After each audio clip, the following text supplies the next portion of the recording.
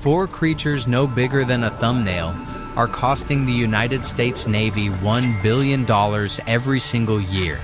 They have no brain, no eyes, and no ability to move once they lock onto a surface. Yet on the bottom of the most powerful warships ever built, ships that carry nuclear reactors, supersonic jets, and enough firepower to change the outcome of a war, these creatures are winning. And the 4 30-ton bronze propellers spinning underneath a Nimitz-class aircraft carrier? Those are their favorite real estate.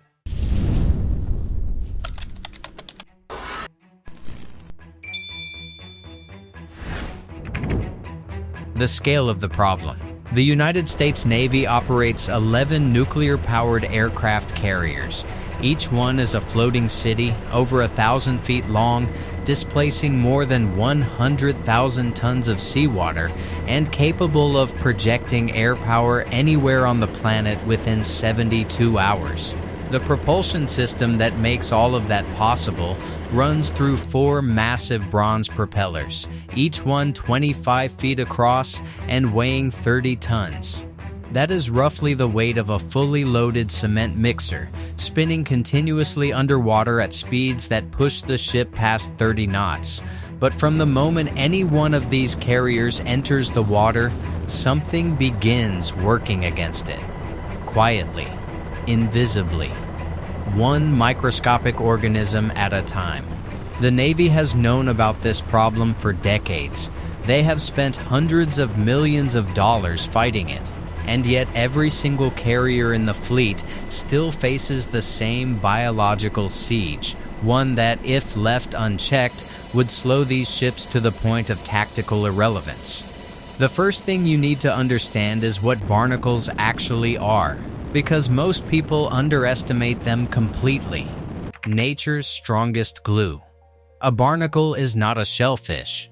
It is a crustacean, closer to a crab or a lobster than anything you would find on a dinner plate. But what makes the barnacle genuinely extraordinary and genuinely dangerous to a warship is not its size. It is its adhesive. When a barnacle larva selects a surface to attach to, a rock, a reef, a whale, or the bronze blade of a 30-ton propeller, it releases a 2-component biological cement that cures underwater in seconds. Scientists have been studying this glue for over 150 years, since Charles Darwin himself first described it in the 1850s. The tensile strength of barnacle cement measures 5,000 pounds per square inch.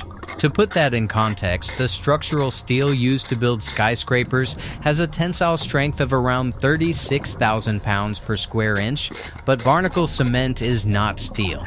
It is a protein-based biological adhesive that bonds to metal, stone, rubber, and painted surfaces with equal grip underwater and saltwater against current, against vibration.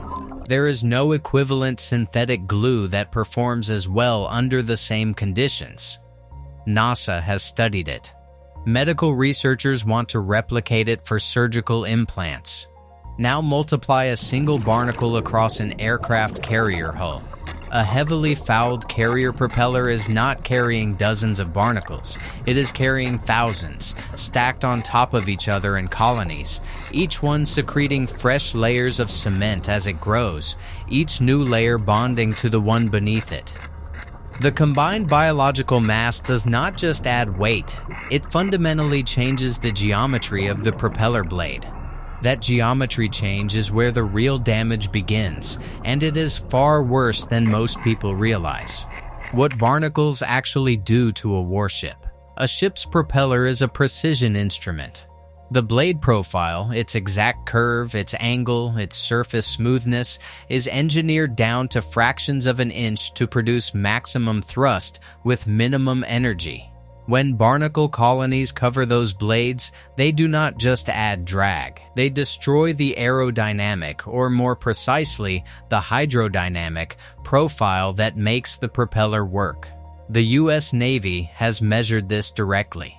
Heavy barnacle growth on a carrier's hull and propellers can increase the ship's total weight and drag by as much as 60%. To maintain operational speed against that drag, the carrier's nuclear reactors must push 60% more energy through the propulsion system.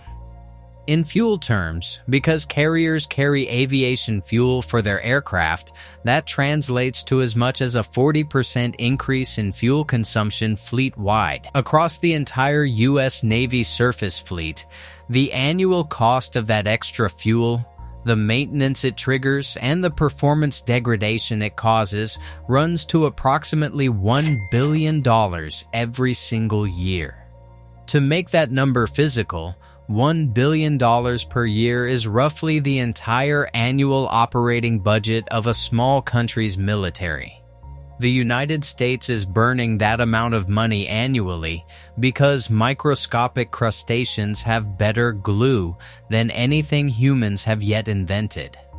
But fuel costs are not even the most dangerous consequence, and this is the part the Navy does not advertise. If you find this kind of buried engineering history as compelling as we do, hitting like takes 2 seconds and helps more people find it. A fouled propeller does not just slow a carrier down, it creates acoustic noise, a specific vibration signature that transmits through the water. In contested waters, that noise signature can be detected by enemy submarines. A dirty hull turns one of the world's most powerful warships into a louder, slower, more trackable target. That is a tactical problem no amount of firepower can compensate for. How the Navy actually cleans these propellers. So how does the United States Navy remove thousands of barnacles from 4 30-ton bronze propellers on a ship that weighs over 100,000 tons? The primary answer is dry docking, and the process is as enormous as the vessels it serves. The Navy's main facility for carrier maintenance is Newport News Shipbuilding in Virginia, operated by Huntington Ingalls Industries. The dry dock there is a concrete basin the size of several football fields laid end to end.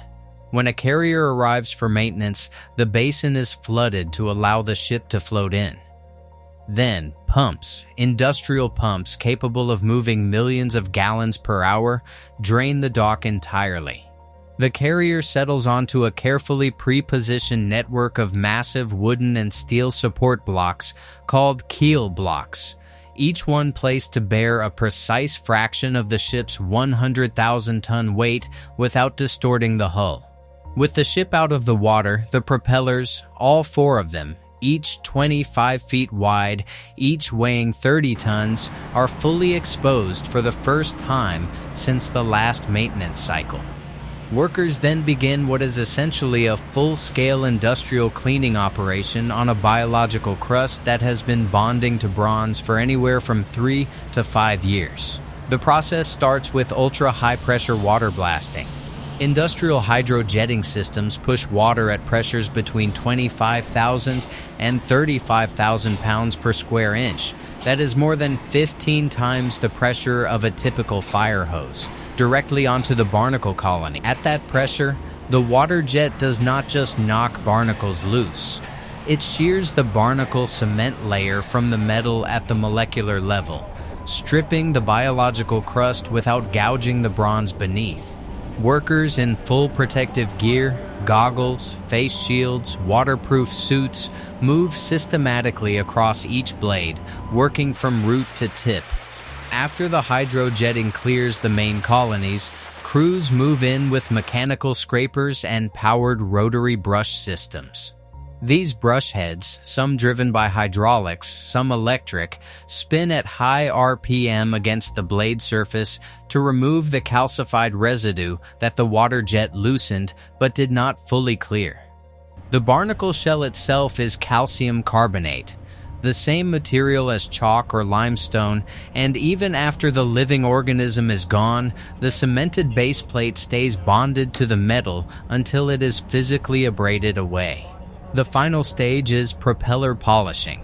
Certified diving teams, or workers operating from scaffolding in the dry dock, use progressively finer abrasive pads in a multi-stage process to restore the blade's surface to what the industry calls a Rupert scale grade A finish, a near-mirror smoothness. That mirror surface is not cosmetic. A rough propeller blade creates micro-turbulence in the water flow around it, reducing thrust efficiency.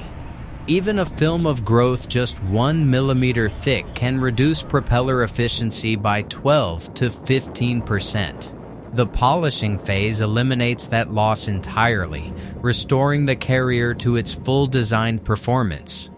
The entire RCOH, refueling and complex overhaul that includes this deep propeller work takes approximately 4 years and involves up to 4,000 shipbuilders working simultaneously. The US Abraham Lincoln's most recent RCOH, completed in May 2017, logged more than 2,500,000 man-hours of labor. The propeller and shafting work alone required months of dedicated effort. The never-ending battle. The cruel reality of barnacle management on an aircraft carrier is that the battle never ends. The moment a cleaned, polished carrier returns to the water, the process begins again. Within 24 hours of entering seawater, a thin bacterial biofilm forms on the hull. That biofilm is not visible to the eye, but it is the chemical signal that barnacle larvae use to locate suitable attachment surfaces. Within weeks, the first larvae are investigating the hull. Within months, colonies are forming. Within a year, measurable performance degradation has begun. That is why the Navy has spent decades trying to prevent barnacle attachment rather than simply reacting to it. Anti-fouling paints coatings designed to leach compounds toxic to barnacle larvae were the standard approach for most of the 20th century. The most effective of those coatings contained tributyltin, a compound so lethal to marine organisms that it was banned internationally in 2008 because it was devastating shellfish populations in harbors worldwide. The Navy has since moved to copper oxide-based paints and silicon-based fouling release coatings that do not kill barnacles chemically but create surfaces too slick for the cement to grip. More recently, the Office of Naval Research developed the HullBUG, the robotic HullBio-inspired underwater grooming tool, a battery-powered autonomous robot that clamps to a hull using suction and roams across submerged surfaces, detecting and removing early-stage biofilm before barnacle larvae can settle. The concept is simple and powerful. Do not wait for the barnacles to arrive. Remove the biofilm they need to attach in the first place. Initial Navy tests proved the concept sound.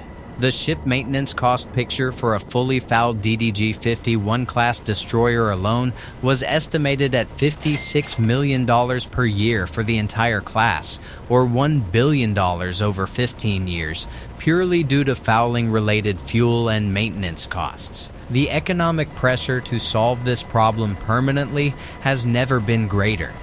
In 2024, the global underwater hull cleaning market was valued at $1.3 billion. It is projected to reach $2.270 billion by 2033. The Navy's most advanced carriers, the Gerald R. Ford class, carry propellers 21 feet in diameter, each one cast from solid bronze by Rolls-Royce at their facility in Pascagoula, Mississippi. Each propeller takes approximately 2 months to build and arrives by truck to the Virginia shipyard for installation. They are optimized for hydrodynamic efficiency to a degree that would have been impossible to engineer 50 years ago. And within 24 hours of hitting the water, the barnacles begin their work. Closing. There is something almost philosophical about this. The United States Navy operates the most technologically advanced warships in human history. Nuclear reactors, electromagnetic catapults, radar systems that can track a threat from hundreds of miles away. And the single most persistent maintenance challenge those ships face, the problem that costs $1 billion a year, that slows them down, that makes them louder, that degrades their tactical edge, is a crustacean that has been solving the underwater adhesion problem for 500 million years, long before humans built the first boat. The barnacle has no strategy. It has no awareness of what it is attaching to. It is simply doing what evolution perfected, and it is doing it better than anything humans have yet invented to stop it. The question worth sitting with is this: if the most powerful navy in the world still has no permanent solution to an organism that has been doing the same thing since before the dinosaurs, what does that say about the limits of human engineering versus the patience of nature? Drop your answer in the comments, and if this kind of buried operational reality is what you come here for, subscribing takes 5 seconds, and it means you never miss one.